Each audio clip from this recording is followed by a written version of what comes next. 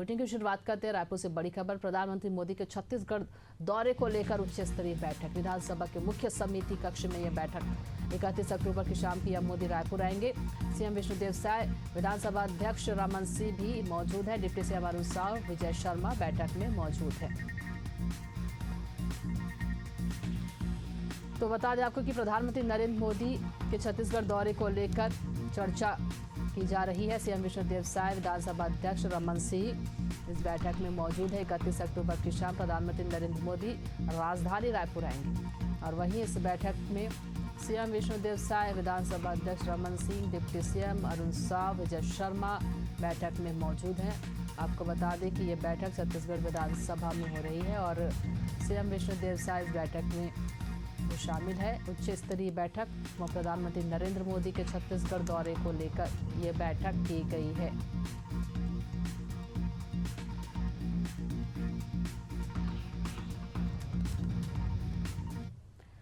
राजधानी रायपुर से बड़ी खबर आपको बता रहे हैं। अजय चंद्राकर के बयान पर कांग्रेस का पलटवार। कानून व्यवस्था पर अजय चंद्राकर ने बयान दिया था। सुशील आनंद शुक्ला ने कानून व्यवस्था को लचर बताया। प्रदेश में कानून व्यवस्था खराब हो चुकी है, सुशील आनंद शुक्ला ने कहा। और आपको बता दें कि सुशील आनंद शुक्ला ने कानून व्यवस्था को लचर बताया। उन्होंने कहा कि प्रदेश में कानून व्यवस्था खराब हो चुकी है। अजय चंद्राकर के बयान पर कांग्रेस का पलटवार। कांग्रेस कानून व्यवस्था पर अजय चंद्राकर ने बयान दिया था और इस पर सुशील आनंद शुक्ला ने भी बयान दिया। देखिए, प्रदेश में कानून व्यवस्था की स्थिति खराब हो चुकी है और सरकार पूरी तरीके से लचर है। यही कारण है कि अपराधों की संख्या बढ़ी है, चाहे वो नशे की पार्टियां हो या फिर न्यूज पार्टी हो या फिर हत्याएं हो, लूट हो, डकैती हो। इन सब के पीछे सरकार की विफलता है। सरकार पूरी तरीके से विफल साबित हो चुकी है। गृह मंत्री लाचार साबित हो चुके हैं और यही कारण है कि इस प्रकार के घटनाएं बढ़ी हैं और कहीं न कहीं सत्तारूढ़ दल का इसको संरक्षण है। अब इसको समाजशास्त्रियों का अध्ययन करना चाहिए। इस प्रकार की फिलॉसफी दर्शा के सत्तारूढ़ दल के वरिष्ठ विधायक अपनी सरकार को बचाने में भले लगे हैं, लेकिन हकीकत यह है कि इन अपराधों के पीछे, इन अपराधों की प्रकृति के पीछे सरकार की लापरवाही है, गैर जिम्मेदारी है, अक्षमता है। राजधानी रायपुर से बड़ी खबर। कांग्रेस ने महिला सुरक्षा को लेकर सवाल उठाए हैं। कांग्रेस प्रवक्ता धनंजय सिंह ने कानून व्यवस्था पर सवाल उठाया।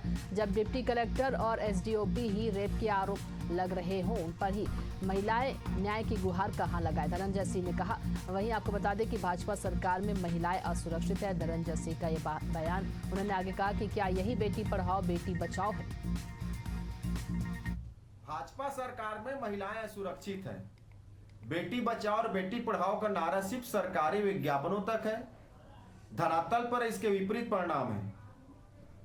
जब डिप्टी कलेक्टर, एसडीओपी और भाजपा नेता के ऊपर ही महिलाएं शोषण करने का, बलात्कार करने का आरोप लगाए, तो कहां है सहायक का सुशासन। और जिम्मेदार लोग ही जब महिलाओं के साथ इस प्रकार से हरकत कर रहे हैं तो आखिर महिलाएं किस पर भरोसा करें। अपनी इज्जत आबरू बचाने न्याय की गुहार किससे लगाएं, जब न्याय दिलाने वाले ही महिलाओं का रेप करने लग जाए। पूरे प्रदेश में अराजकता का माहौल है। रायपुर से एक खबर। बीजेपी के प्रदेश महामंत्री के काफिले पर हमला हुआ है। हमले के बाद कांग्रेस प्रवक्ता धनंजय सिंह का बयान सामने आया। बीजेपी के संगठन महामंत्री के काफिले पर हमला होना निंदनीय है। राज्य में भाजपा के संगठन महामंत्री सुरक्षित नहीं है। जनता की सुरक्षा भगवान भरोसे है। भाजपा के संगठन मंत्री पवन साय जी के काफिले पर हमला हो गया, ये बेहद निंदनीय है। पवन साय जी वो व्यक्ति हैं जिनके इशारों पर सरकार चल रही है, जो लगातार मंत्रियों की क्लास लेते हैं। और कांग्रेस पार्टी तो पहले ही कह रही है कि प्रदेश में जंगल राज कायम है, कानून नाम की चीज नहीं है, कानून का भय समाप्त हो गया है, अपराधियों के हौसले बुलंद है। तब यही भाजपा के नेता सरकार के बचाव में सब कुछ अच्छा होने का कसीदा पढ़ते थे। अब इनको समझ में आ रहा होगा, जब संगठन मंत्री ही सुरक्षित नहीं है तो आम जनता तो भगवान भरोसे सुरक्षित है। राजधानी रायपुर से एक खबर जहां रायपुर की पहली महिला विधायक रजनीताई उपासने का निधन हुआ है। पीएम मोदी ने जगदीश उपासने को पत्र लिखकर शोक जताया। रजनीताई उपासने के निधन के बारे में जानकर गहरा दुख हुआ। रजनीताई आपातकाल में लोकतंत्र रक्षा के लिए सक्रिय रही है। पीएम ने कहा उनका निधन समाज के लिए अपूरणीय क्षति है।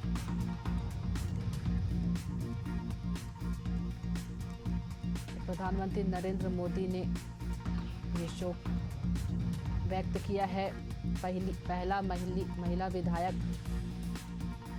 को लेकर रजनीताई उपासने के निधन के बारे में जानकर गहरा दुख हुआ। प्रधानमंत्री नरेंद्र मोदी ने कहा कि रजनीताई आपातकाल में लोकतंत्र रक्षा के लिए सक्रिय रही है। पीएम ने कहा उनका निधन समाज के लिए अपूरणीय क्षति है।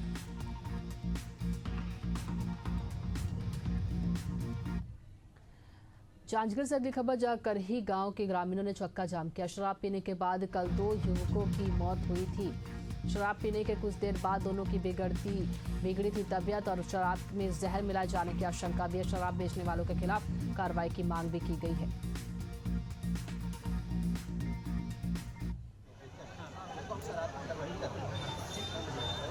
नहीं तो उसको गिरफ्तार करेंगे मतलब गिरफ्तार दो चार लोग चले जाओ। कौन बेचत रहे बताओ भाई, नाम तो बताओ ना। भोला टंडन तो बढ़िया और बैठी का हमको मतलब हमारा जहाँ छानबीन कर लेगी। हाँ तो ठीक है ना, हम लोग नहीं जानते साहब, हम लोग नहीं जानते।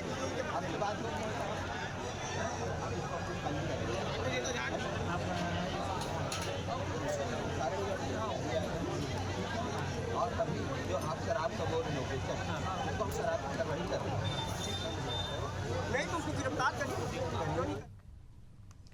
एटा से अगली खबर जहां क्रय केंद्र समय से न खुलने पर किसानों का हंगामा देखने को मिला। क्रय केंद्र मिलने पर किसानों में आक्रोश हुआ है। रोड जाम किया है। डीएपी लेने पहुंचे थे किसान, जमकर नारेबाजी भी की। पुलिस और तहसीलदार ने किसानों को समझाया।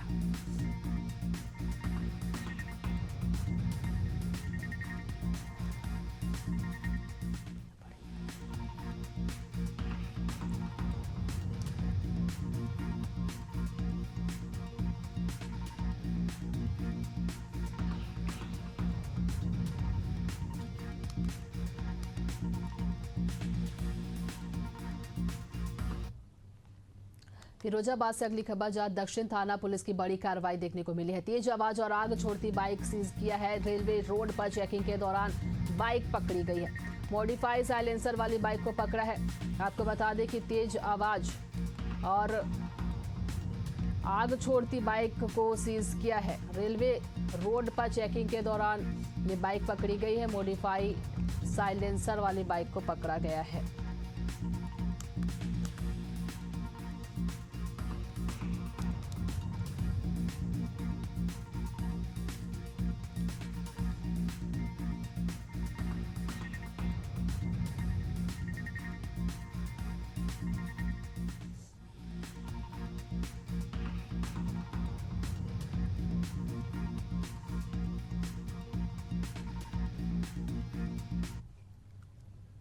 हरदोई से अगली खबर थाने के अंदर खुलेआम समाधान दिवस में रिश्वतखोरी देखने को मिली। खुलेआम रिश्वत ले रहे हैं सरकारी कर्मचारी। सोशल मीडिया में इसका वीडियो भी वायरल हुआ है और ये देखिए तस्वीरें आपके सामने। खुलेआम सरकारी कर्मचारी रिश्वत ले रहे हैं और ये वीडियो भी सामने आया है। तो थाने के अंदर खुलेआम समाधान दिवस में रिश्वतखोरी देखने को मिला। बता दें खुलेआम रिश्वत ले रहे हैं सरकारी कर्मचारी और इसका वीडियो भी सामने आया है।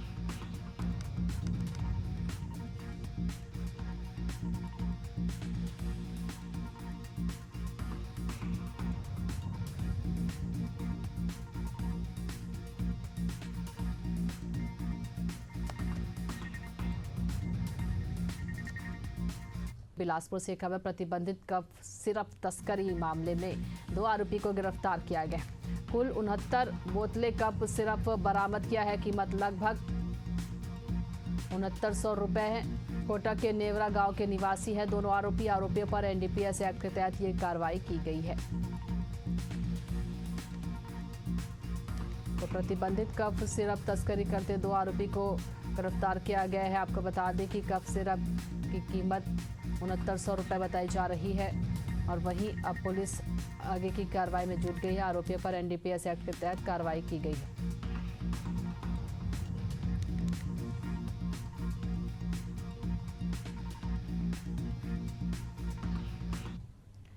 बरेली से अगली खबर, जब बाइक और कार की भिड़ंत हुई है, युवक ने बवाल किया। वीडियो भी वायरल हुआ है। पुलिस ने घायलों को निजी अस्पताल में भर्ती कराया। एक्सीडेंट के बाद मौके पर बसपा नेता पहुंचे। पुलिस और बसपा नेता में बता दें आपको बातचीत भी हुई है और ट्रैफिक पुलिस पर गंभीर आरोप लगाते नजर आए हैं युवक।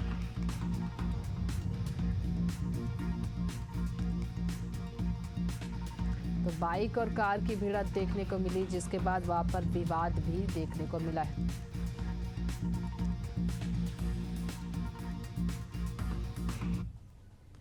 शहरों में बच्चों के खेलने की जगह लगातार कम होती जा रही है। अब इस पर सख्त रुख अपनाते हुए राज्य बाल अधिकार संरक्षण आयोग के अध्यक्ष डॉक्टर वर्णिका शर्मा ने चिंता जताई है। उन्होंने अधिकारियों को निर्देश दिए कि हर 1 किलोमीटर के दायरे में बच्चों के लिए सुरक्षित खेल मैदान, इंडोर स्पोर्ट्स कॉम्प्लेक्स सुनिश्चित किए जाए। खेल मैदानों पर कोई भी व्यावसायिक गतिविधि न हो और बच्चों को सुरक्षित खेलने का पूरा अवसर मिले।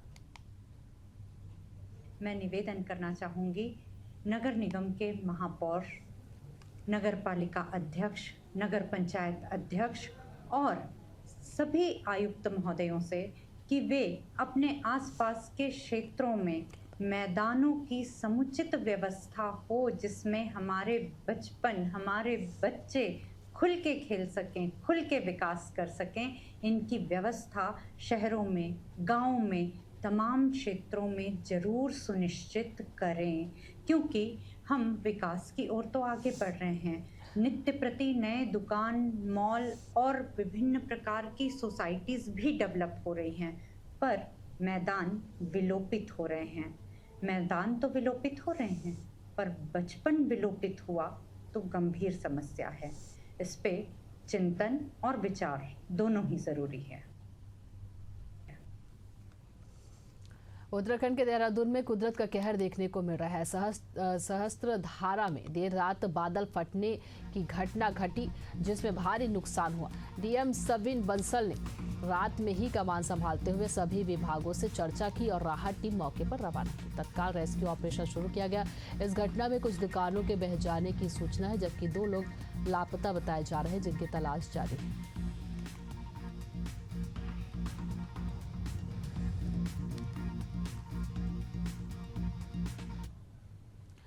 आगरा मुंबई राष्ट्रीय राजमार्ग 52 पर देर रात एक कंटेनर ने 5 गाय को टक्कर मार दी, जिससे गायों की मौके पर ही मौत हो गई। गायों की मौत से ग्रामीण आक्रोशित हो गए और उन्होंने हाईवे पर जाम लगा दिया, जिससे हाईवे पर दोनों ओर वाहनों की लंबी कतार लग गई। ग्रामीण की मांग थी कि गायों के लिए गौशालाओं में संरक्षण दिया जाए और हाईवे से गाय हटाई जाए।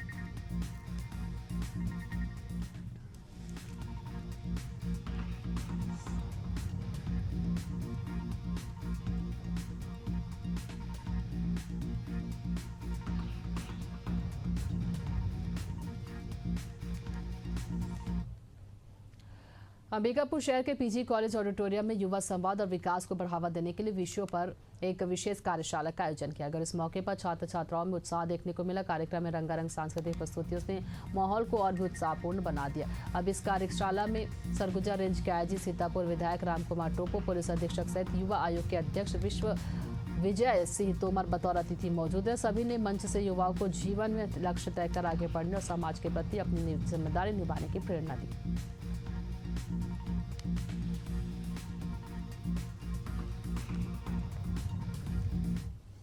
छत्तीसगढ़ राज्य युवा आयोग के द्वारा युवाओं के साथ संवाद लगातार जारी है।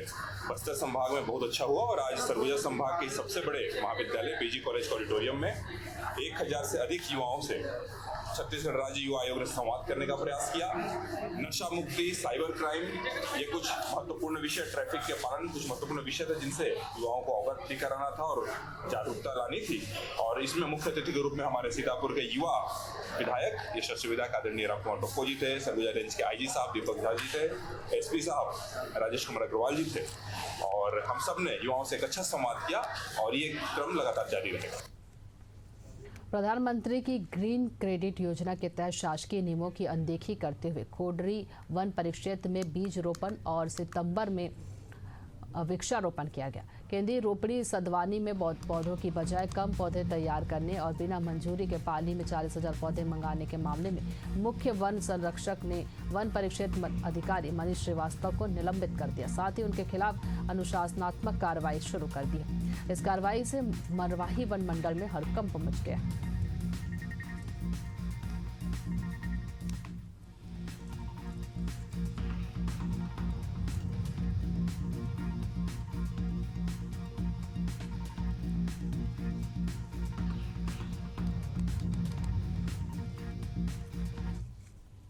प्रधानमंत्री नरेंद्र मोदी ने भागलपुर और पूरे पूर्वी भारत के लिए 2 महत्वपूर्ण परियोजनाओं का शिलान्यास किया, जिसमें पीरपैंती में 2400 मेगावाट का ultra super critical thermal power plant का और विक्रमशिला कटरिया नई रेल लाइन सब पुल परियोजना शामिल है।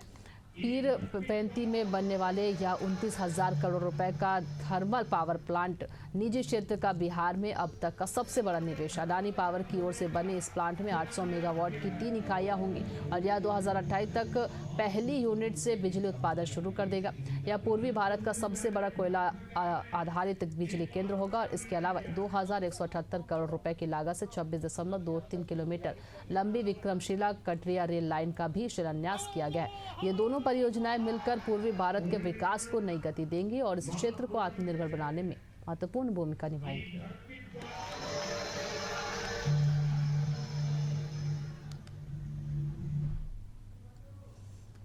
उत्तराखंड में लगातार मौसम में बदलाव देखने को मिल रहा है। बारिश के चलते भारी नुकसान हुआ है। उत्तराखंड के मुख्यमंत्री पुष्कर सिंह धामी ने आपदा प्रबंधन के साथ बैठक कर अधिकारियों को जरूरी दिशा निर्देश दिए। मौजूदगी हरिद्वार बैराज पर है। आपको तस्वीरों में दिखाते सबसे पहले तस्वीरें देखिए, जिस तरह की ये तस्वीरें डरावनी और खौफनाक है।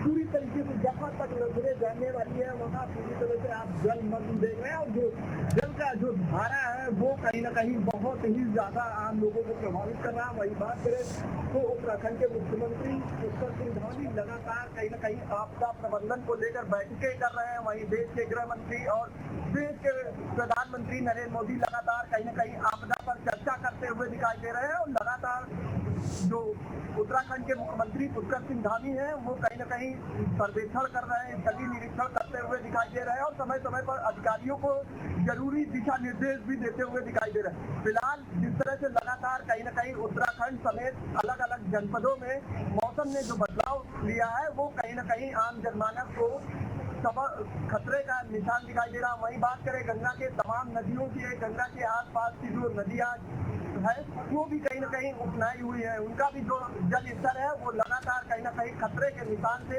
आगे बहती हुई दिखाई दे रही। सहयोगी जितेंद्र के साथ मैं दीपक पांडे, उत्तराखंड एशियन न्यूज।